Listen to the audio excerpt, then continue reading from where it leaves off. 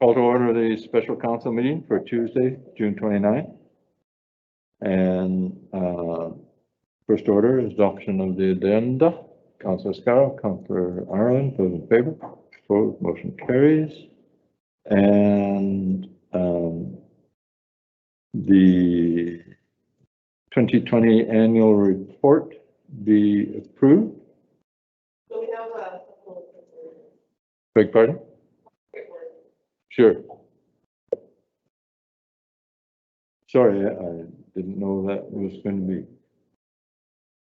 All right. The in real life version of being on mute. Hi.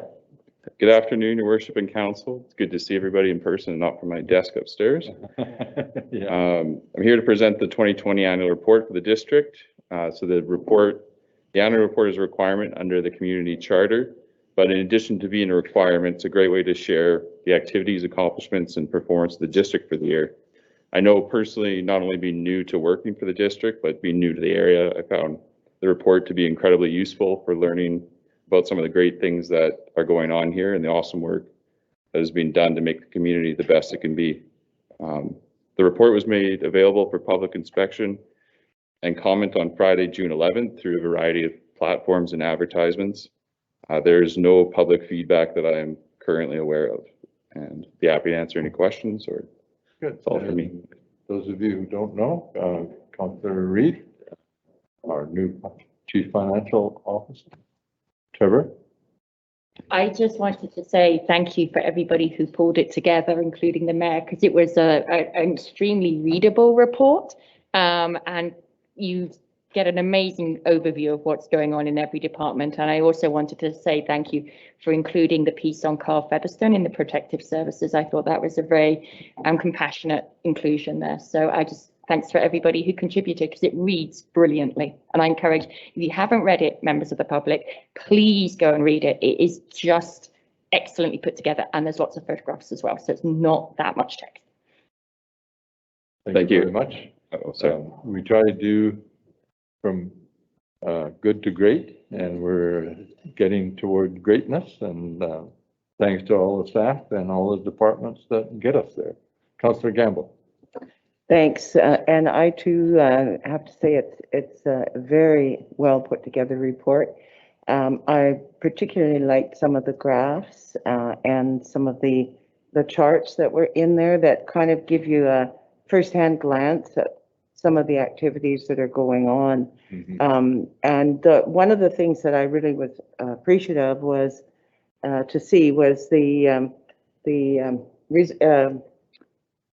all the various debts that we have to the Municipal Finance Authority, and you know, the reserves, different things like this.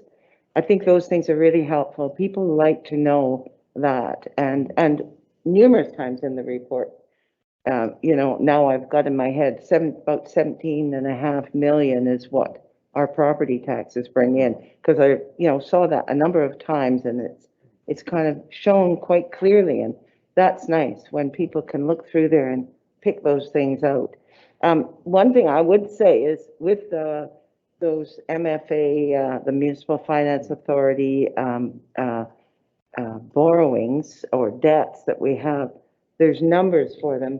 It would be great if we could have just a little column that said what each one was for. Because I can't remember. And maybe I said yes to those, and it would just be great to add that at next year. I think it's fine for this year, but it's a wonderful addition, and if we can put that column in and just refer to what that debt was for, would be excellent. Yeah. to give that little extra information. But job well done. But we all have them memorized, but the public doesn't. But good. Yeah, very good. All right, so it's there for approval. Councilor McKenzie and Councilor Reid, those in favor? Opposed, motion carries. Thank you. And thank you to the 2020 schedule of financial information. Anybody speaking to that? Nope. There for approval? Need a motion? Councillor Gamble, Councillor Scarrow, those in favor? Opposed, motion carries. Thank you. Okanagan Center Road East. You're up. Yeah, thank you, Worship. So good evening, Worship, members of council again. Nice to see everybody in person. It's been a long time. I'm trying to work the technology. Are we bringing up the? Okay, I think we can probably. Okay.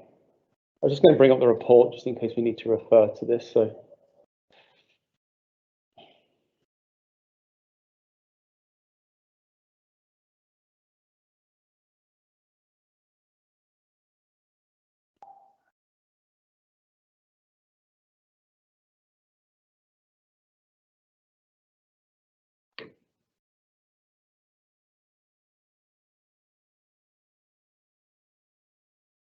There we go. Definitely a lot easier to be prepared when you're doing remotely, that's for sure. That's one of the bonuses. So I'm going to just quickly run through the report here in terms of the Okanagan Centre Road upgrades and this additional funding request that's before council this evening. So these road improvement works were required to support the new fire hall construction, which is currently underway. And as we've seen with other projects recently, the market is very volatile at the moment, very unpredictable. And unfortunately, we've seen this reflected in the bids that we've had for this project as well that recently closed. Essentially, the lowest compliant bid that we had when we went out for RFP came in approximately $100,000 over our estimated budget as of last year. And what we've done so far then in order to keep this project moving, because obviously it's tied to the fire hall, is that we've removed anything that isn't absolutely essential, so we can get the contract release for the RFP while we discuss with council what we're going to do with the remaining elements of the project. I think it's worth pointing out as well is that actually through this work, which is partly the road work, the road realignments on Jardines and Okanagan Centre Road West, we did actually manage to alleviate or eliminate about $500,000 worth of extra groundworks that would have been required on the fire hall to make that integrate with this road network as well. So although yes, we are coming to council today with a $100,000 budget request for the roadworks, the roadworks actually did offset about $500,000 worth of construction costs on the fire hall as well by undertaking this work. So when you look at it as a whole kind of portfolio of work, there's definitely some balance there for sure. So like I say, we have removed some of those essential items or not actual critical to get the project delivered and get it function. But staff's preferred option in this case is definitely option A, because it allows us to complete the design as it was predicted and gives us that holistic complete project. So there's a lot of these elements that are kind of aesthetic, not all of them. And I am joined by Aaron Chatton, who's one of our senior engineering technicians here, and he's the project manager for the district on this. And also Mr. Bader's online as well. So if there's any specific questions in terms of the deliverables of the project, I'll defer to each one of those to answer those questions. So that's kind of like the summary, I guess. So I'll perhaps maybe turn it over to council now to ask, see if they've got any questions that we may want to ask. Councillor Scarrow. Thanks, Matthew. So if I'm reading the report correctly, we had a subtotal estimate base contract plus remaining deliverables at 623. The original approved budget was 660. Total project cost 759. We're looking for $100,000, and I'm kind of, that's looking to me like it's about 15 or 20% over. But I think I read in your report that the design was done in 2020, 2 years ago. Yeah. And that's your difference, right? That's the whole thing. So we have to complete the project. I think that it would be financial detrimental not to, But after running through this, I'm not too sure where this 100,000 is coming from. Can you kind of highlight that for me? Yeah, so basically when you look at the base contract number there, Yeah, that's obviously the construction contract cost. So when you add the base contract 536 with the 87, you get your 623. That's your construction cost. Our cost estimate for the construction cost was about 519. yeah. So that's where that 100 grand comes from. And the other project costs, the 74 grand, are the bits that we've taken out of the contract that we've deemed aren't essential.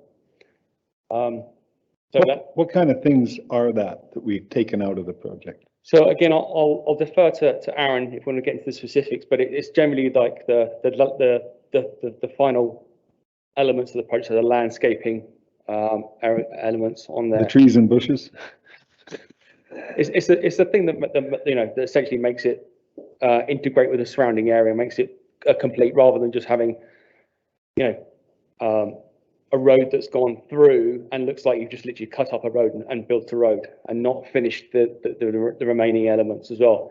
And I think the other important aspect to that is that there's obviously a lot of work that's gone onto the fire hall that makes sure that the final product looks and integrates with what the fire hall is going to deliver as well. So I'm going to just take one more little shot at this. Have we as a staff considered not eliminating those things and asking for more than 100,000 to finish the job correctly and aesthetically, so that we don't have to go back and change it? Yeah, so just to clarify, so the 100 grand is for us to complete the project completely with everything that was always envisaged to be part of that project, landscaping and everything. Without taking away those things? Yeah, without taking away those things. So what we've done, we've taken them out for now, just so we can get the contract going. I see. And Okay. get the road actually started, so we make the deadline for the fire hall. I consider that good thinking. Thank you. Okay, Councillor Gamble? Thank you, Ben. Thank you. And I just, a couple of questions.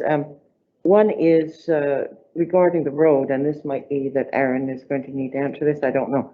But I noticed, I've always noticed that when you come out of Jardine, I always come out there because my son lives down that way. And so I come out of there, and if you're going left and going south on Okanagan Center Road East, there's quite a blind spot as you go up that way. So I'm thinking that the idea of putting this kind of curve in Jardine is to improve the sight, the line of sight, Yeah. to make it much safer. Absolutely. Yeah. Okay. That's the whole intention of that, is especially when the proximity to the fire hall. And you can see Yeah. that there's obviously access from Okanagan Centre Road West and Jardines from the fire hall as well. Yeah. Obviously, the emergency services vehicles will be coming from Okanagan Centre Road East.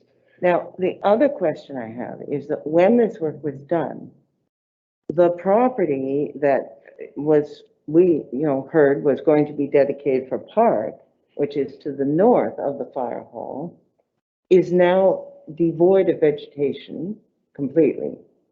And I'm just wondering what responsibility is there to sort of leave that in a reasonable, fashion so that it could be seeded or whatever, so it's not completely useless.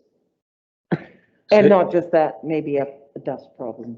Yes, I think, Worship, I would have to defer probably to Mr. Vader to answer that question, because that's an area that I'm unfortunately. Maybe you can bring that back to us at a later date, because I think that's important, and I'm sure people who look at that say, oh, when is that going to be addressed? Is Matt on there? Oh, he is. Well, maybe he could answer that then. That'd be wonderful. There you go. You want to answer? I can, and can you hear me correctly? Yeah. Okay, thank you, Councillor Gamble, through the mayor.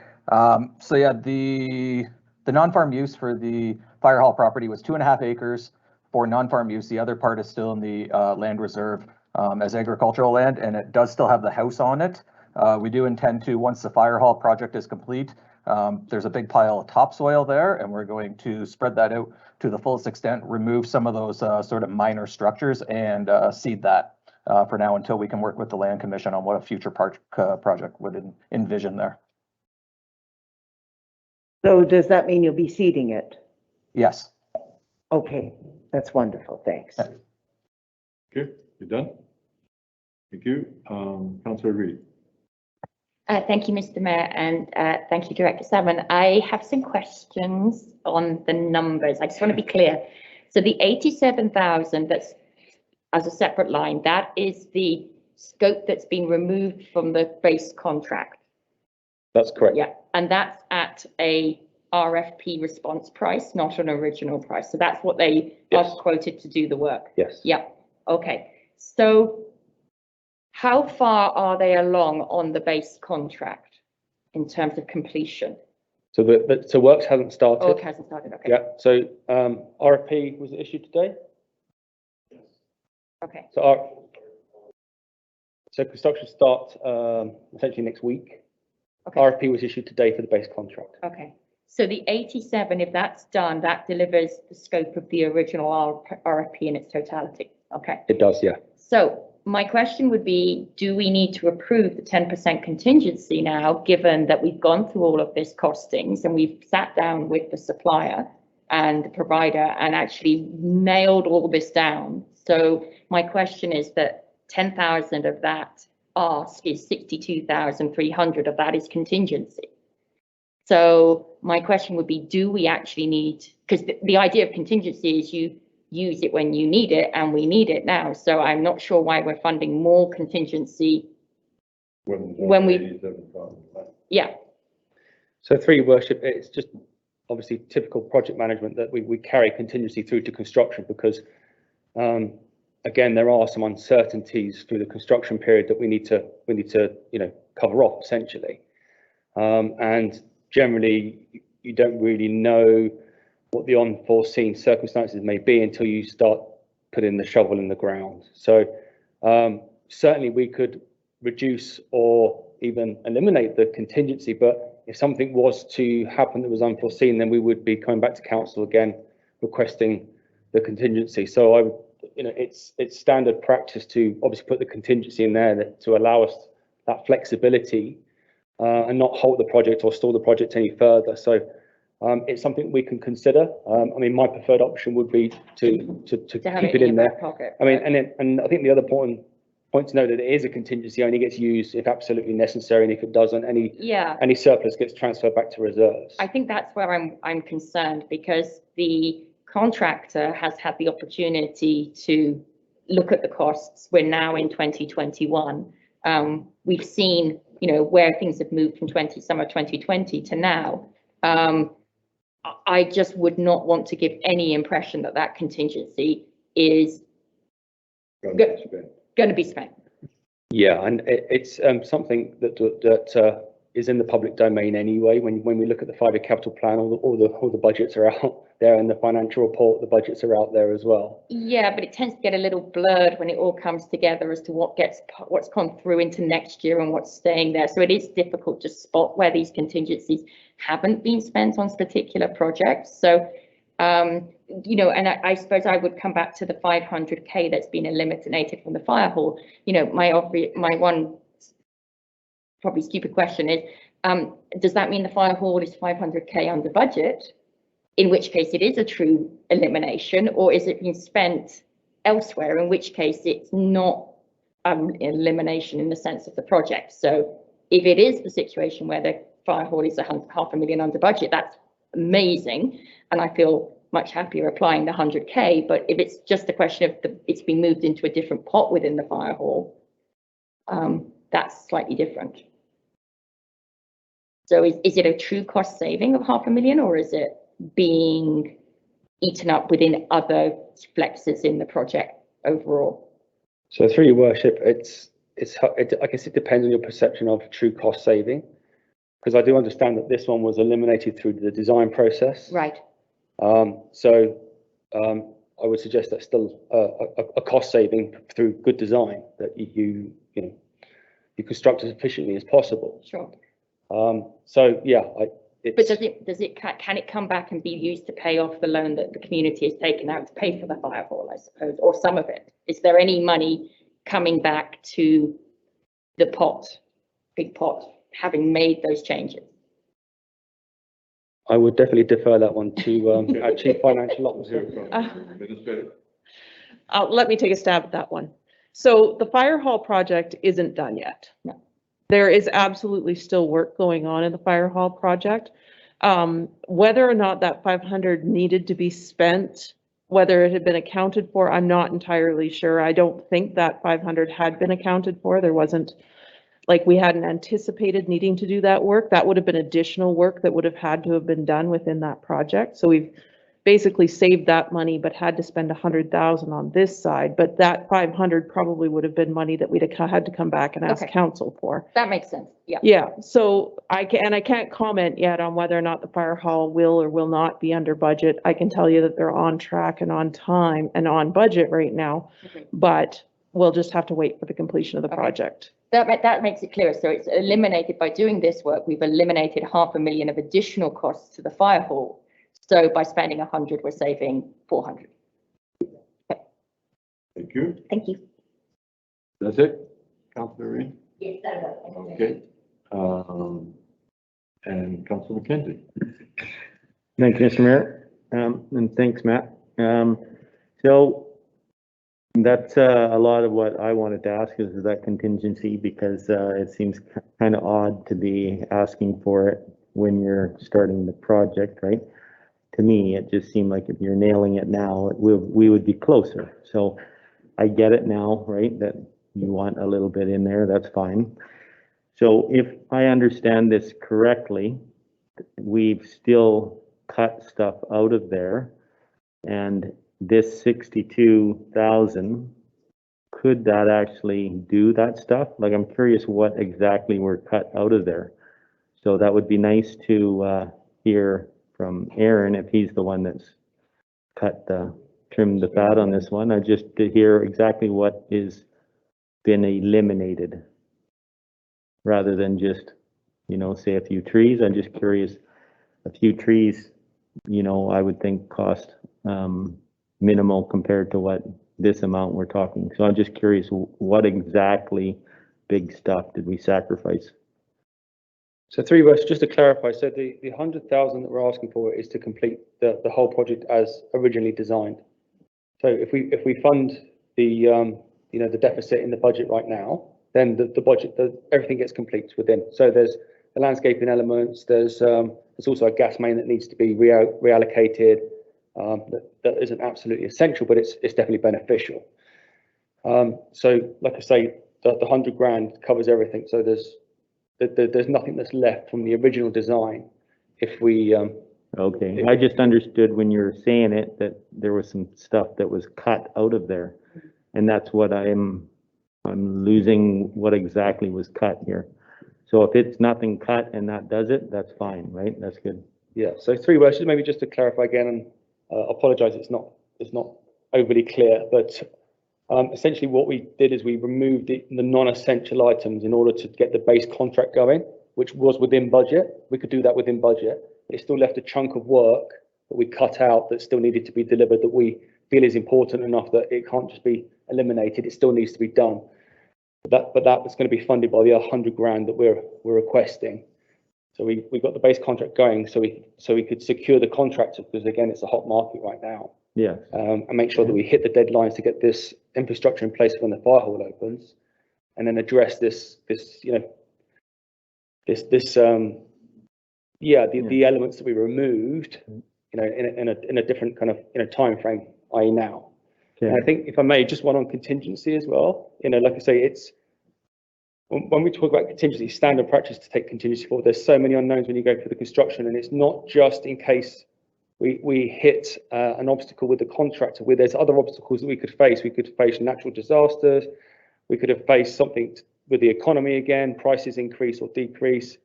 There's other third-party elements to this, like Fortis, Hydro. They all have costs associated with them as well.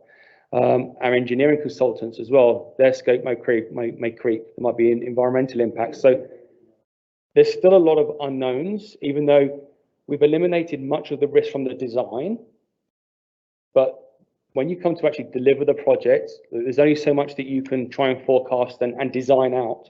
There's still a lot of elements that come and blindside you. Yeah.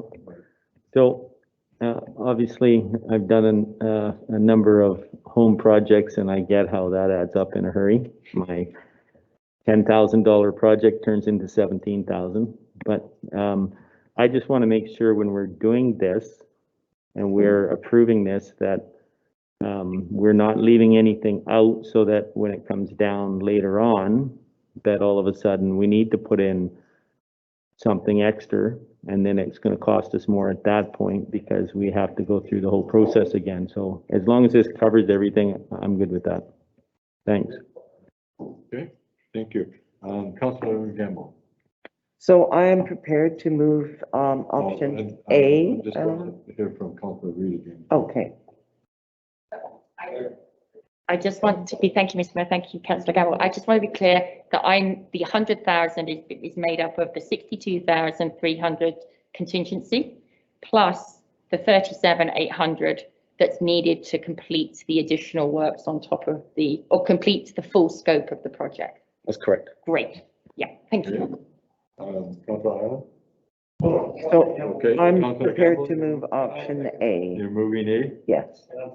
and you're seconding. And those in favor? No further discussion. Good. Thank you. Motion carries. Thank you very much. Thank you. Matthew. And Matt, wherever you were. October might be something with the 43 days session, which is right now. Nobody can work. And nobody can work. Huh? All right.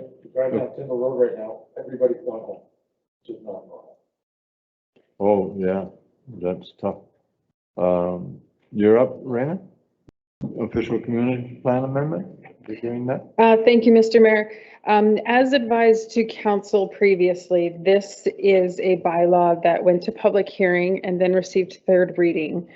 Since that date, we did receive notification from a resident in the community that their correspondence was received and it was not circulated to council. So we have confirmed that, and we are recommending that to ensure procedural fairness that we rescind third reading and reschedule the public hearing, which we've moved forward with all our timelines so that we can move this forward as quickly as possible. Move. Councillor Scarrow, Councillor Gamble, those in favor? Opposed, motion carried. Good, thank you. And with that, we can adjourn. And we are adjourned. And we do, I think,